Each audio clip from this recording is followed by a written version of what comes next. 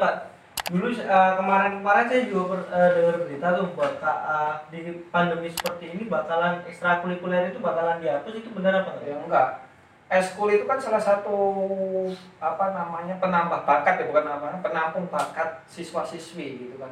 Kita kan ada anak yang mungkin di pembelajarannya kurang, tapi di eskulnya dia lebih menonjol gitu. Tidak boleh membatasi anak itu dalam satu lingkup gitu ya.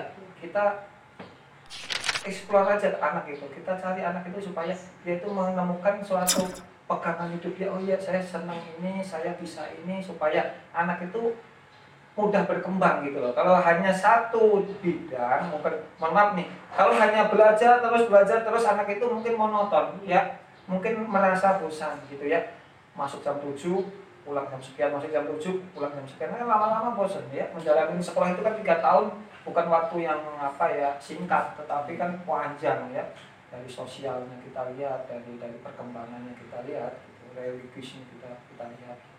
Tapi nanti kalau memang di bawah 10 orang mungkin kita bisa melaksanakan gitu ya. Tetapi kalau nanti lebih dari 10 ya kita shift aja. Kita shift gitu ya.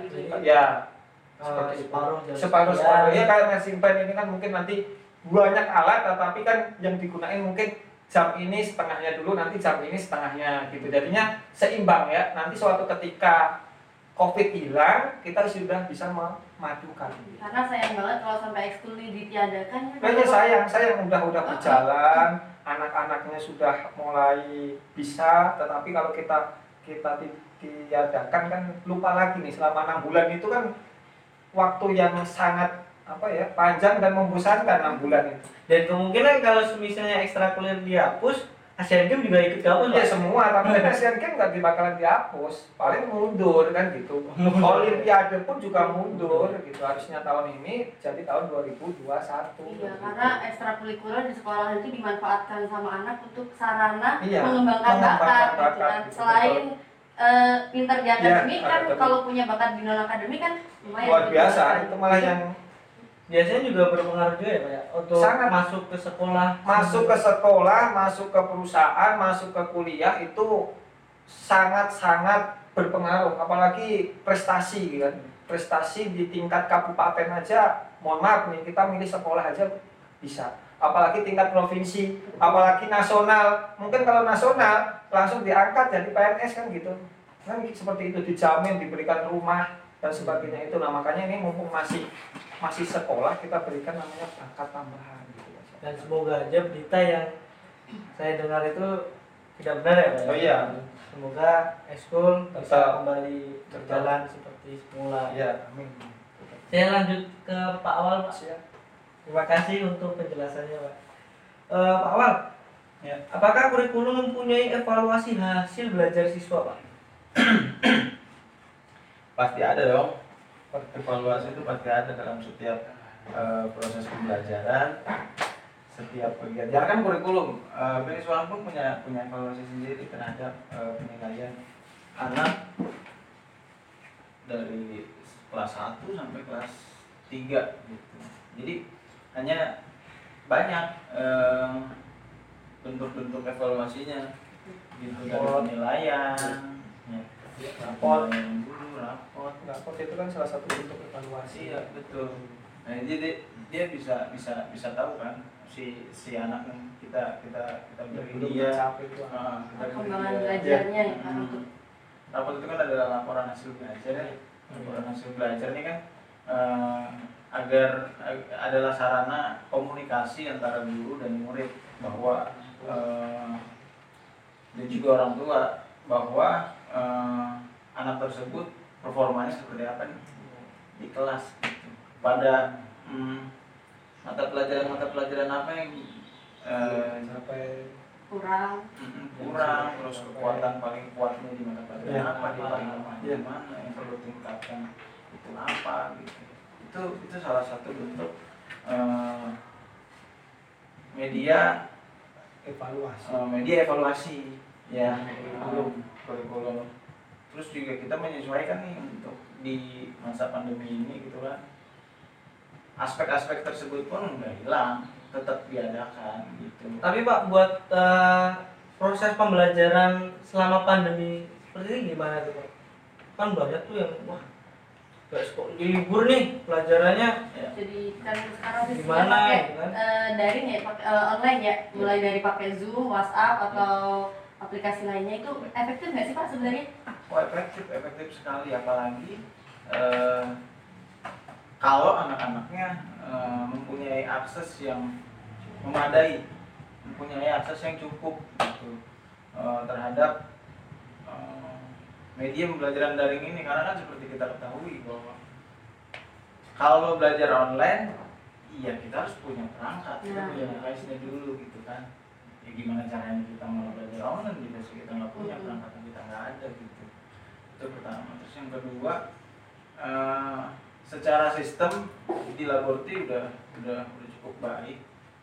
Kita udah memaksimalkan dengan media-media yang ada seperti Google Application. Itu hampir seluruh media Google Application untuk education-nya udah kita pakai, dari mulai Classroom, terus juga ke Google Form, terus juga spreadsheet juga pakai. Itu adalah salah satu bentuk evaluasi tuh yang tadi ya, kita bisa mengolah di spreadsheet juga. Terus juga ada Google Meet. Ya, Google Meet untuk interaksi. Biasanya kita lebih fokus di mata pelajaran yang perlu interaksi seperti bahasa Inggris. Kita kan harus tahu pronunciation dia seperti apa, conversation dia seperti apa kan. Jadi kita nggak bisa hanya bentuk teks. Kalau teks kan dia cuma writing aja kan. Untuk readingnya ya kita juga harus tetap bisa interaksi gitu. Tapi kalau menanggapi siswa-siswi yang tidak mengikuti pelajaran jarak jauh itu gimana Pak? Diharapkan sih, diharapkan sekali untuk anak-anak bisa mengikuti ini dengan baik. Karena kalau enggak ya untuk alternatif pun kita tetap nyiapin Pak Nur ya. Kita tetap nyiapin, yaitu kita mengundang anak meskipun enggak semua, karena saya rasa anak-anak zaman sekarang tuh udah pada hands on semua sama handphone gitu, bukan enggak primitif amat gitu, mama.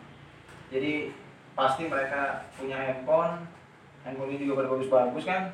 Ya kan? Ada anak SMP aja sekarang hampir bisa iPhone ya Pak ya? Iya, luar biasa gitu. Gak tahu tuh orang tuanya mikirnya gimana. Anak kecil dibeli ini buat main game, padahal kan belum. Nah itu tuh Pak. Ya. Jadi pertama ya sebelum pandemi mungkin device mereka dipakai buat main game. Sekarang lebih bermanfaat untuk belajar ya. Lebih bermanfaat. Jadi di masa pandemi ini juga ada apa ya Pak? Ada pasti 50-50 sisi baiknya sih. Ada sisi baiknya lah dalam memakai alat perangkat. Kan dulu ada lu mau misalnya main game mulu di HP, tapi sekarang di HP kita bisa belajar. Tapi di penilaian pun ada Pak, di yang mengikuti dan tidak mengikuti pun ada penilaian. Oh iya pasti ada, karena kita nilai kan adalah satu bentuk penilaian dan apresiasi terhadap kinerja dan usaha dari si peserta didik ini kan. Kita juga harus apresiasi terhadap mereka yang udah berusaha untuk bisa mengikuti secara sesuai dengan prosedur yang udah kita buat. Lalu dengan yang belum bisa mengikuti prosedur yang udah kita rencanakan atau kita buat, ya kita buat sesuatu alternatif lain agar pencapaiannya atau poinnya itu tetap dapat. Tapi sejauh ini sih Pak, banyak gak sih keluhan dari siswa-siswa gitu yang masalah sinyal atau masalah kota kan boros, setiap hari harus Pak gimana nih kita mau ngikutin, kota aja kita nggak ada, gimana ya? Banyak banget. Pertama yang paling banyak tuh masalah sinyal.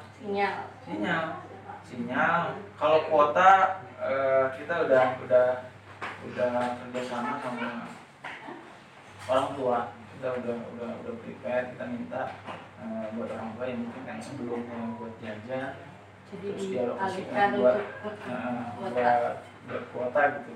Jadi nggak terlalu banyak, tapi paling emang karena posisinya, karena kan sinyal beda-beda ya tempat kita di Indonesia belum stabil sinyalnya. Kadang di mana, di Karawang bagus, terus geser dikit misalkan ke daerah Subang agak kurang misalkan ya, kan beda-beda.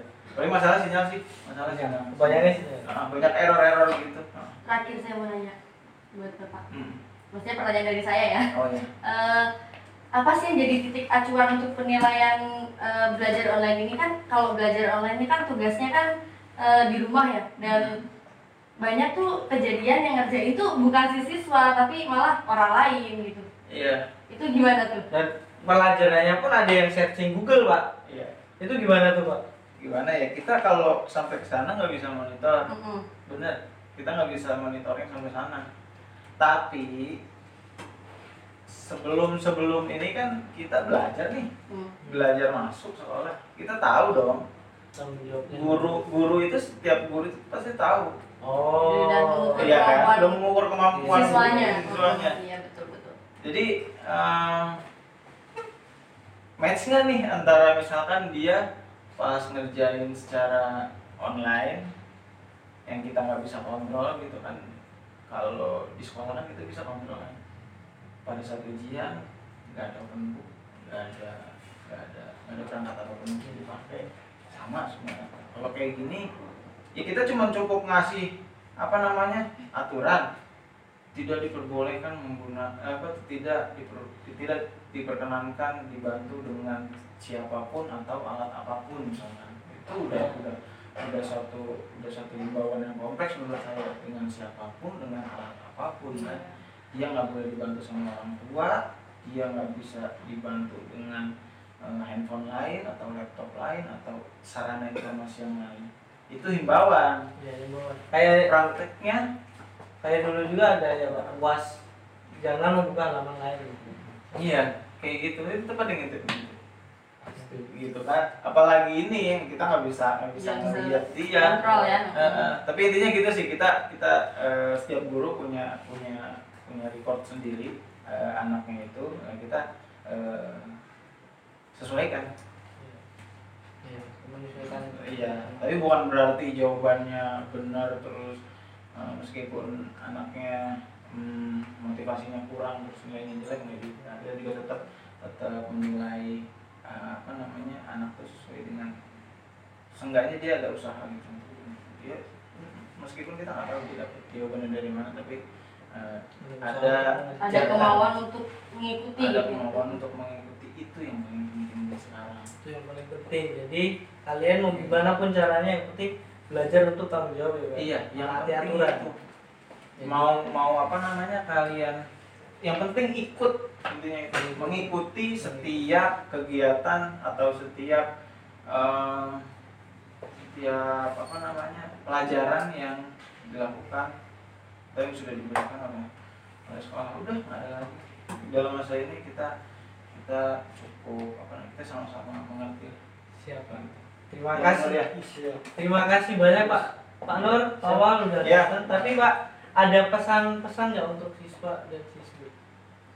Oh, ada buat siswa-siswi, yang buat adik-adik yang masih keder, yang masih bingung mau sekolah di mana, negeri atau swasta. Pemerintah sendiri udah bilang negeri sama swasta nggak ada bedanya. Iya nggak sih? Iya. Iya nggak? Sama aja sih. Benar nggak? Benar nggak?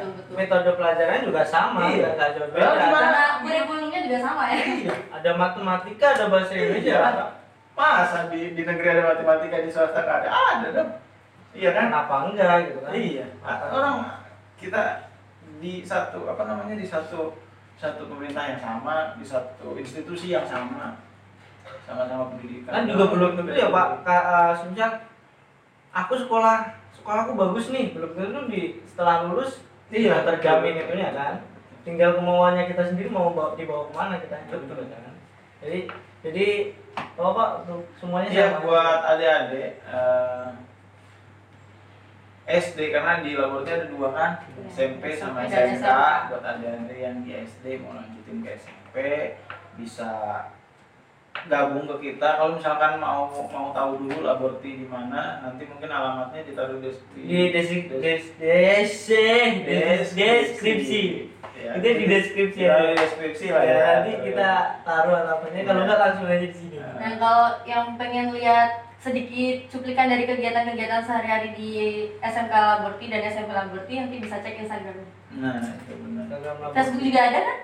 Ya di deskripsi aja, cek aja semuanya di deskripsi. Itu komplit sih.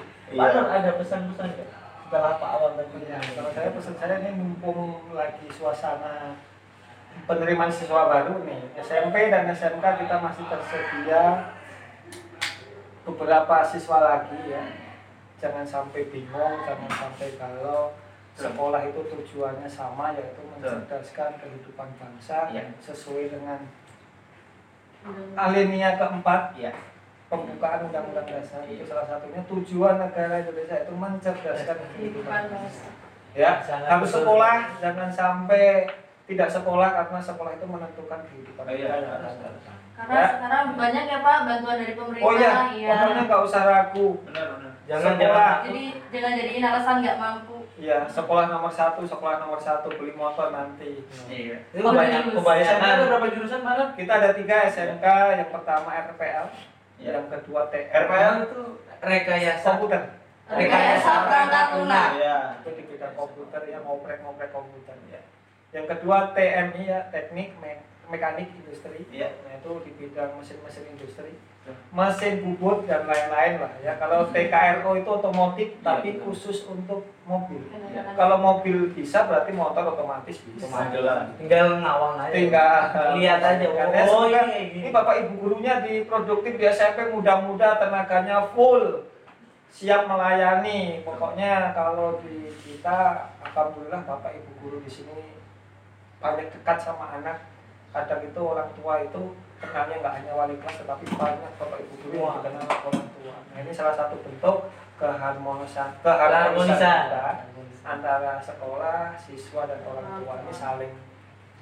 Jadi kita juga saling berkomunikasi Iya, juga ya Pak. ya, harus itu harus. Sekarang murid sama orang tua itu harus tidak ada miskomunikasi. Ya silakan, nanti yang masih bingung silakan datang ke kita lah. Nanti Masa bingung lah ya, masa bingung. Jadi linknya langsung dikasih. Cari aja di Google Maps SMK Laboratorium Indonesia. Itu pasti ada. Insya Allah dilayani dengan baik, pasti sampai dari masuk sampai akhir, sampai lulus. Di bawah tidak ada tawuran. No. Saya yang menyaksikan sendiri ya. Ya, nggak ada tawuran lah, sekolah di labor itu ada. Main di sekolah. Sekolahnya banyak, ya kan. Tapi kita juga semoga aja yang masih anak-anak yang belum berpunya mindset yang cerdas semuanya Pak, sampai tawuran nggak usah diikuti. Jangan sampai apaan tawuran gitu. Salah. Keren ya Pak tawuran. Ngapain tawuran, mau lihat-lihatan otot mah. Mending adu pancung sama tukang beca aja gitu. Engkol. Iya.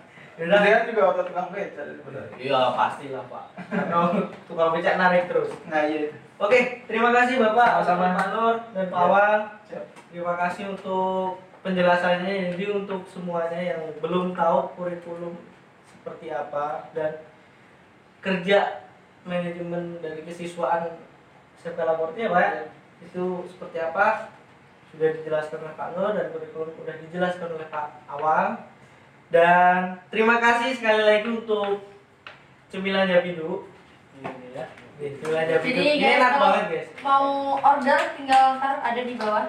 Langsung Ini dirasain. Gimana ini Pak? lucu banget tau nggak? Enak nggak, Pak? Enak banget. Enak banget. Itu tuh kemasannya pot gini lucu, bisa buat cemilan keluarga, nongkrong bareng teman sambil Enak banget. Instagraman, nonton drakor, Ya, drama Korea, kalau nggak drama Jepang. Nah, itu kerjain tugas juga ya. Saya beli 10 ada kan ya? ada Pak, langsung aja Pak. Nanti habis ini saya Stoknya masih banyak. Iya. Ya. Oke, jadi terima kasih untuk cemilan yang udah Menysponsori kami. Jadi jangan lupa subscribe channel ini untuk edukasi yang lebih Gratis. Karena subscribe itu gratis. edukasinya masih banyak lagi dan banyak ilmu yang akan kita Sharing ke kalian. untuk sekolah laboratori ini ya. Terima kasih ya sekali lagi Pak Nur, Pak Awal.